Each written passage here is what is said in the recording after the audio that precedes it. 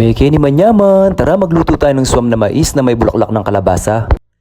Una, kayasin muna natin yung ating mga mais. Kuha muna tayo ng dahon ng aya. Sa isang kawa, magsaute na tayo ng sibuyas at bawang, tapos ilagay na natin yung ating na-devein na hipon. Season natin ng salt to taste, then season din natin ng crushed black pepper to taste. Hanguin muna natin yung ating hipon para hindi ma-overcook. Then ilagay na natin yung unang kinayas na mais. Ayan, sautein natin. Tapos lagyan na natin ng ating tubig or stock. Pag nag-simmer na, tsaka natin lalagay yung pangalawang kinayas na mais.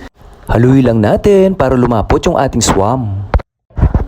Ilagay na natin yung dahon ng aya. Yan, haluin lang natin. Tapos sunod nating lalagay yung ating bulaklak ng kalabasa.